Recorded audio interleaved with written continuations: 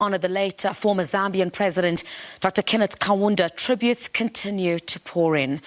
As we reflect, let's bring in Ms. Lebohang Pheko, now Senior Research Fellow at Trade Collective, and she reflects on her family's time in exile in that country. Ms. Pheko, a very good evening to you. Thanks indeed for your time. Thank you so much, Griselda, and to the viewers. You know, Ms. Pheko, I don't think I would be wrong if I referred to you as a child of KK. I mean, the late former Zambian president was referred to as that. You were born in Zambia, and this must really hit hard. Of course it does. It's really a family loss, a political family, a personal family, and the African family at large. And I think, I cannot express enough my deepest condolences both to the family, the immediate family of Kenneth Kaunda, but I think the broader community that he represented, the people of Zambia, and of course, like most people who had the opportunity to be sheltered in exile and in Zambia in particular, we cannot at this point separate ourselves, our personal grief, from the grief of the Zambian people. Your family was in exile there between 1967 and 1982. I mean, as a young person, at what point did you realize, that something was wrong? You were exiled in this country due to an oppressive regime in South Africa. Yeah, that's a very interesting question. I think like most third culture children, many of us viewed exile as a country, right? Exile as a place, as a construct. And the idea of inzals and exiles, of course, the idea of what home actually meant was quite fuzzy and quite amorphous for a long time. We looked significantly different, of course, but I think I think that it would be fair to say that being other and being in a different country, other than one's country of origin, had its own difficulties. One would never completely, entirely blend. But I also think that there is an important factor of being born and being raised in a country that was unapologetically and unequivocally African and independent in that sense, without the kinds of concessions, without the kind of apologies, I think, that we've seen since in many forms of Africanhood and African statehood. I think another thing that's quite important beyond that is the political power that brought with it, the political power of understanding African solidarity as part of a broader community, internationalism as something that was beyond ourselves and beyond our borders. So we understood that there were many nations within the nation, Griselda. So you had people, revolutionaries from Angola, of course from South Africa, but of course from what was then still called Rhodesia, from Mozambique. And I think it's also worth noting that Ndaden Tumukheshle, who had been exiled by Lebohang Jonathan, was also, there was quite a large Basotho contingency also living in Lusaka and being the beneficiary of the space to strategize both militarily and politically. And I want to look beyond just South Africa. I mean, as you indicated, Zambia hosted several countries' struggles. I mean, what significance do we draw from that part of the legacy of the late former Zambian president? So he was very much in the mode, created in the mold of people like, his contemporaries, right? People like, Lumumba, Nyerere, and so forth. And I think that it's a pity, of course, that there are very few women who are as prominent as that. But within his own cabinet, there were people like Chibesa Kankasa, who was the unique general secretary of what was their Women's League. So, and I think that these were people who drew from international solidarity, Pan-African movement building of your Marcus Garveys, for example, bearing in mind that Kenneth Kaunda also had relationships with people like Malcolm X, like Martin Luther King. He traveled to the US to commune with these energies, way back in the early 1960s. And I think that also, remember that what we can draw from that is also that our struggles are very similar. There was a resonance in that. This was also, remember, the part of the poles of the frontline states, what today we call the SADC. And it's a pity that it's a shame that this notion of non-interference has been at the cost, Griselda, of really fomenting African-based solutions. If people like Kaunda had said that they were not going to interfere in the struggles of other countries, where would we be now?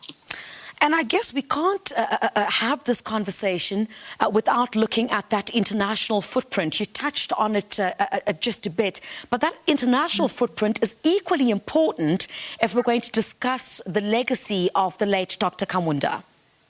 It is indeed. And I think, one of the things that he drew on, so he drew quite significantly from the teachings of, at the time, that seemed the teachings of Dr. Martin Luther King, Yes. who at that time had been influenced quite significantly by Gandhi. He was brought up as in the Christian faith, a child of evangelicals, what was then, some form of a middle class,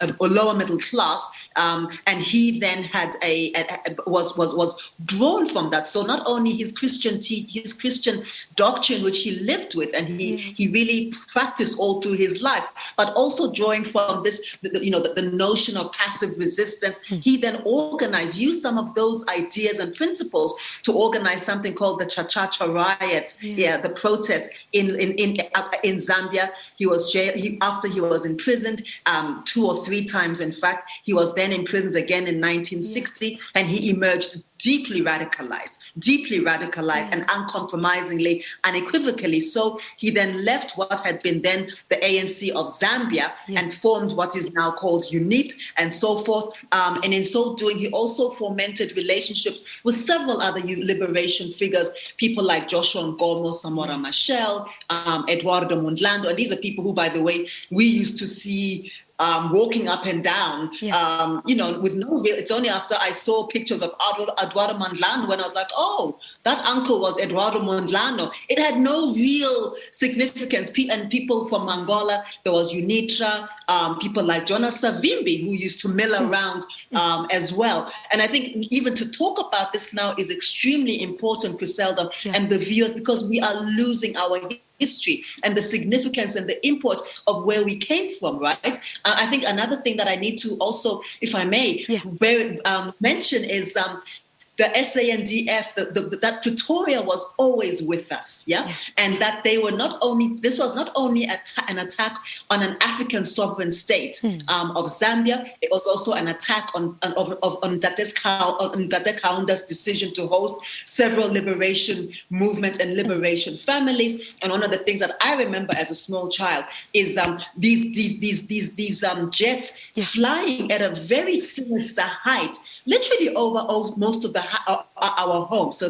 we were, of course, the ANC house not far from us. We, of course, were from the PAC tradition. There were people who were from Zimbabwe and so forth, people who were Zanla and Zapu and Zanu as well. And, this was a message from Pretoria to say, not only do we know where you are, we can take you out at any moment. So this kind of visceral violence. And there were curfews. And I know it's interesting that today, during the corona pandemic, when people are upset that they can't get their whiskey because of COVID, because of the curfew, people need to appreciate what a real curfew means when you are running because you might die, because you might be arrested, because you must get home before sunset. And in Dr. Kaunda, he weathered all of that.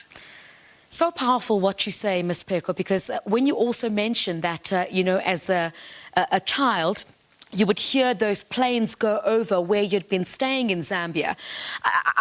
How much of all of this, I mean, as a young girl at the time, how much of all of this shaped your thinking? Not everyone can say their family was exiled in a particular country. You've had, as a young child, to go through what most did not have to go through. How much of that even shaped who you are today? It would be very interesting to know. I think that, like most people, most children of exile and most people who come from a particular liberation tradition and quite a revolutionary liberation tradition, there are a few things. I mean, there's always this sense of what home actually means. And I think on a personal level, that is part of my vestedness in what the South African construct looks like and what it could be, what it should be, for example.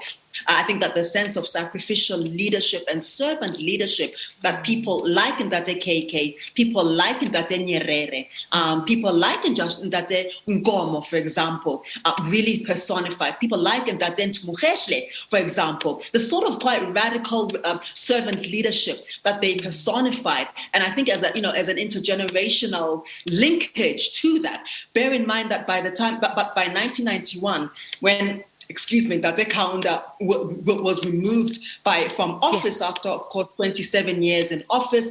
He lost an election to Mr. Frederick Chiluba, the trade unionist, who's also now late. He was the second person on this continent, Griselda and the viewers, to actually leave office peacefully. The first being Ndate Nyerere, who urged him, of course, to leave office.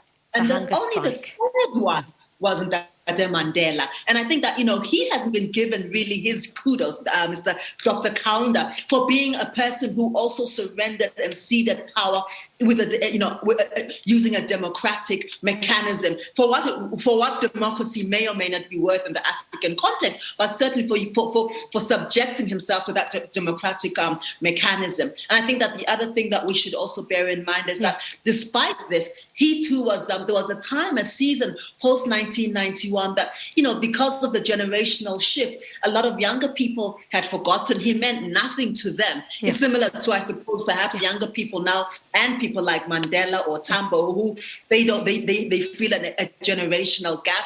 They don't evoke the same sentiment and passion in them, and he was discredited and almost lampooned. And I'm very grateful that he lived to see himself being remembered and regarded and loved on the correct side of history. Ms. Lebohang Pheko, thank you very much for sharing those views with us here on the channel. I often say these are views and memories that you certainly could not get off the internet. So we really appreciate you taking time to share those with us and the significance and the contribution that Dr. Kenneth Kaunda has made. Thank you very much, Ms. Lebohang Pheko, Senior Research Fellow at the Trade Collective, as she reflects on her family's time in exile in Zambia, paying tribute to the late former Zambian President Kenneth Kaunda. Thanks indeed for joining us here on the programme as we take a recap once again of tonight's top stories. A Zimbabwean boy who was attacked by a hyena has arrived in South Africa for further treatment and facial reconstruction.